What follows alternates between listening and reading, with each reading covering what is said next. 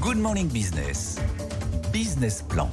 7h44 sur BFM Business et sur RMC Découverte. On a une pépite en France que le monde entier nous envie dans les étiquettes connectées. On va en parler ce matin, c'est bardé de technologie. Bonjour Thierry Gadou, vous êtes le PDG de Vusion Group. Vusion Group, c'est l'ancien SES Imagotag qui a donc changé de nom. On est à un an pile poil, à quelques jours près de cette attaque sur les marchés financiers par Gotham City qui vous accusait de comptes falsifiés. Vous avez passé un sacré mauvais quart d'heure en bourse. Désormais, vous avez repris du poil de la bête. Déjà sur ce nom, il fallait changer de nom pour changer d'époque, pour mettre tout ça derrière vous.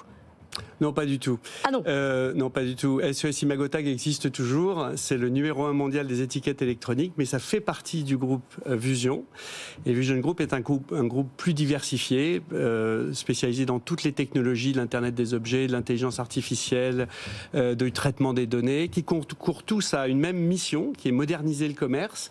Mais voilà. Donc la marque existe toujours. Oui, bien sûr. C'est une des entreprises, une des business units produits du groupe Vusion. Et Vusion vient de loin puisqu'on a lancé la plateforme Vusion, qui est finalement notre plateforme logicielle, cloud, il y a 5 ans en fait. Donc voilà, c'est vraiment dans la continuité.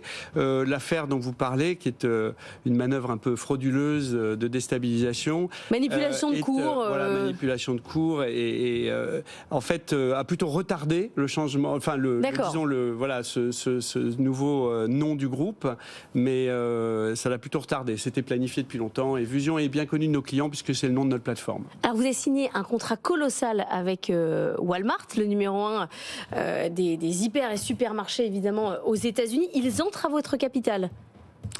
Alors, pas encore. Ils ont l'option d'entrer à notre capital, mais c'est vrai qu'on a signé par contre un contrat tout à fait gigantesque, puisque c'est un contrat cadre qui fait environ 3 milliards, dont la deuxième tranche a été annoncée récemment, une tranche de plus d'1 milliard. Donc, c'est un contrat tout à fait immense, historique aussi, parce que, évidemment, de la part de Walmart, c'est un signal très clair qu'ils investissent beaucoup dans leurs magasins, ils croient à leurs magasins, et les magasins sont le centre, le cœur de leur stratégie omnicanal et en particulier de leur stratégie e-commerce. Ça peut paraître assez paradoxal, mais pour eux, l'avenir du e-commerce, c'est les magasins physiques. Et votre spécialité, donc, c'est les étiquettes connectées. On regarde pas souvent dans le détail, mais c'est bardé de technologie et fondamental pour le fonctionnement fluide d'un magasin qui veut être un tout petit peu connecté. Exactement. En fait, alors il n'y a pas que les étiquettes électroniques, il y a des capteurs, il y a des micro-caméras, il y a de l'intelligence artificielle, donc il y a beaucoup de choses. La partie visible, ce qui est visible pour les yeux, c'est effectivement souvent les étiquettes électroniques. Par contre, ça automatise les magasins, ça les transforme en data, si vous voulez. Ça numérise le magasin, ça permet d'optimiser les processus, ça permet de rendre les magasins plus intelligents, plus efficients par l'intelligence artificielle. Donc, par exemple, évidemment, ça permet d'automatiser les changements de prix, de détecter automatiquement les ruptures pour enlever cet irritant numéro 1 pour les consommateurs que sont les ruptures. Ça permet de faire des recommandations d'assortiment meilleures. Il faut optimiser dans le commerce. Vous savez, il y a un coût. Il faut optimiser chaque mètre linéaire en permanence. Il faut avoir le bon assortiment. Il ne faut pas avoir de rupture. C'est un travail très complexe et la technologie aide énormément et toutes ces technologies, c'est notre spécialité. Voilà. Mais c'est-à-dire que vous êtes plus qu'une étiquette, c'est quasiment un assistant pilote de l'ensemble des stocks, de la manière dont vous organisez les magasins, c'est tout ça. Je vais vous donner un exemple. L'un des objectifs de Walmart et de tous les commerçants dans le monde, c'est de faire du magasin un objet omnicanal. C'est-à-dire qu'on peut y aller, faire ses courses, mais on peut aussi commander, il va vous livrer très rapidement en proximité. Pour ça, il faut que ce soit ultra efficient. Donc, nos technologies localise tout, localise le produit, localise le préparateur et optimise le processus de préparation, guide le préparateur. Et donc ça permet de supprimer les erreurs et de livrer beaucoup plus rapidement les commandes des gens qui commandent en ligne. Parce que de temps en temps, on n'a pas le temps d'aller dans un magasin et on commande en ligne. Mais c'est agréable d'être livré très rapidement depuis le magasin du coin de la rue. Donc tout ça, effectivement, c'est beaucoup de technologie, c'est de la numérisation et c'est de l'automatisation, c'est de l'intelligence artificielle et c'est une transformation extrêmement importante parce que je rappelle que le commerce, on l'oublie souvent, c'est le premier secteur économique de la planète. C'est le premier employeur privé de la planète. C'est 13% des emplois. Et c'est des emplois locaux.